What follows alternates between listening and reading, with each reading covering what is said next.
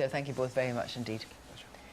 And now it's a big week for one of Trump's biggest campaign pledges, as repeated last night at a rally to end the catastrophe of Obamacare.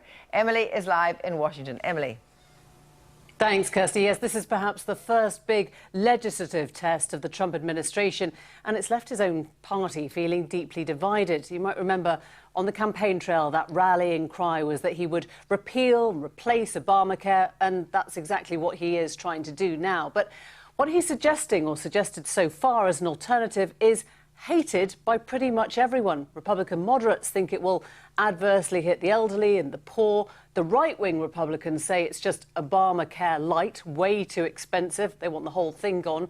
And Democrats, of course, never really wanted to see it repealed at all. Well, this morning we headed up to Capitol Hill. We saw President Trump there. He was trying to win his party round before that critical House vote on Thursday. He suggested, we heard, that they were fools if they didn't come together. He told them directly that they risked losing their seats if they couldn't stand united as a party. But as of tonight, the feeling here in D.C. is that he is on target to lose. There is this core of around, we think, some 40 ideological Republicans called the House Freedom Caucus, who are just willing that bill to fail. If 22 of them or more vote against it, the bill is sunk. And there's now talk of putting the Vice President, Mike Pence, on the Hill for the next 2 days solid to try and talk them around. Well, that's the politics at least, but what do patients make of it all? We went north a few hours from here to new Trump country, Pennsylvania, to find out what they think.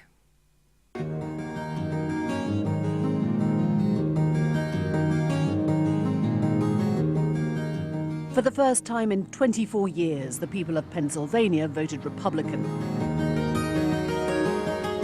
This county, Fulton, heavily rural, elderly and white, went a particularly solid red. 84% voted Trump. They took a gamble he'd deliver what he promised. Healthcare is his first big test. After he came along and he started making sense about a lot of things that I've been thinking about for years and years, the changes that have to be done, I decided to change my politics from Democrat to Republican. Trump care is moving in the right direction. I believe it will. Amen to that. Yeah, I think it's going to be a lot better than Obamacare. What was wrong with Obamacare? Well, that saying it was too high. A lot of people couldn't afford it, the way I understand it. And Trump care says what to you? It's supposed to come down. It's supposed to. Now, a key pledge on the campaign trail in places like this was that promise to repeal Obamacare, the healthcare program that encouraged, some would say forced, millions of Americans to buy insurance, and that expanded Medicaid, free insurance for the most vulnerable through government subsidies. Next is an executive order minimizing the economic burden of the Patient Protection and Affordable Care Act. Republicans have long argued it was too costly for government and premiums were too high for patients. It was repealed on day one by executive order, but this month the president produced his own plan. We came to the Fulton Medical Center to see what they make of it. Just a decade old, it puts diagnosis, surgery, emergency services and an elderly care home all under one roof. Margaret Black has spent 3 months here. Do you know what the cost will be to you? Not completely. I won't be able to. Well, I know I had 3 trips to Pittsburgh in the ambulance, so you figure that out. What's that, about $3,000 a trip? Yeah. $3,300 or something. I don't know what they did say, but it's going to be good. Your work pays for your insurance. So I pay part and my work pays part. So that's a big help to you, right? Oh, yeah. Definitely. And if that was taken away, if your employer didn't have to provide insurance? I would lose everything. I mean, I wouldn't have the money to pay it. Under Trump's plan, employers would no longer be held responsible for their workers' insurance. Some believe that change is badly needed.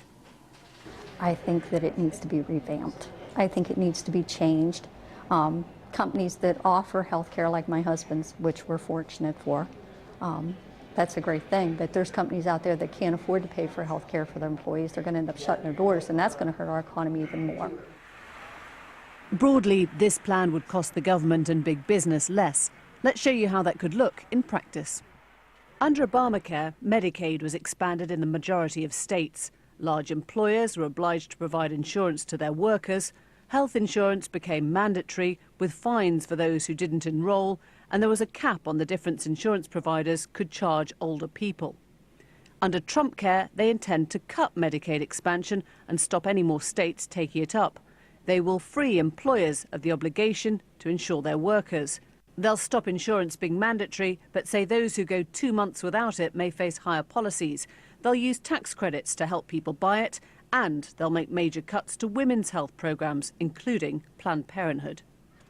The moment the presidential plan emerged, it appeared he'd pulled off something of a coup, infuriating both those on the left of his party, worried that it would leave many Americans unprotected, and those on the right, who called it Obama light, hated the fact he hadn't got rid of it completely.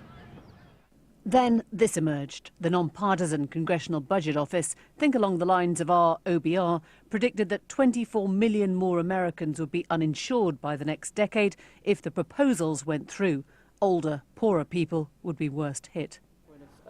I asked the head of emergency services, Dr. Douglas Stern, what he makes of those numbers.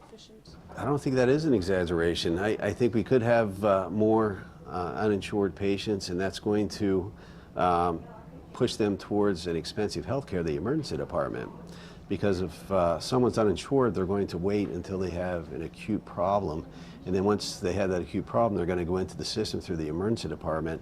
And unfortunately, that's the highest cost of healthcare delivery. So, Dr. Stern, from what you're saying, this is a community that can ill afford to pay for this healthcare. We have some patients that are on a fixed income, and usually it's the retired group. And they're on a fixed income. They don't have the opportunity to make any more money. And they choose between taking their blood pressure medication, their insulin, or buying food. This is President Trump's first real legislative test since coming to office. His party holds a majority in the chamber, but needs 216 votes to win. As things stand, the rump of conservatives, known as the Freedom House Caucus, believe they hold enough votes to block it. I know I've talked to a lot of people that currently would vote no. So there's a pretty persuasive case made by the leadership and the president. But where are you standing? Currently, I would vote no. I think there's a lot of people that have concerns that we don't do enough on cost. You must have done the maths. Do you think there's enough to sink the bill? Yeah, right now we don't have the votes to pass the bill. And you're pleased with that?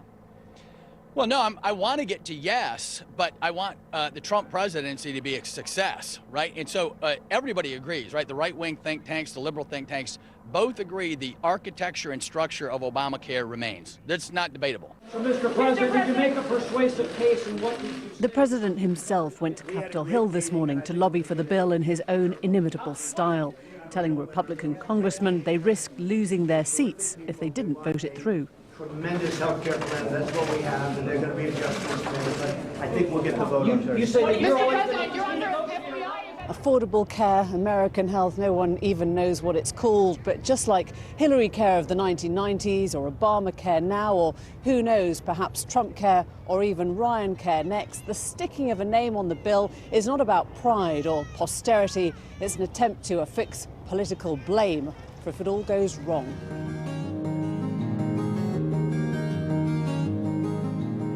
And what of Fulton and its 84% who stood so solid behind Trump? Are they watching the machinations on the Hill, the swamp, as Trump used to call it?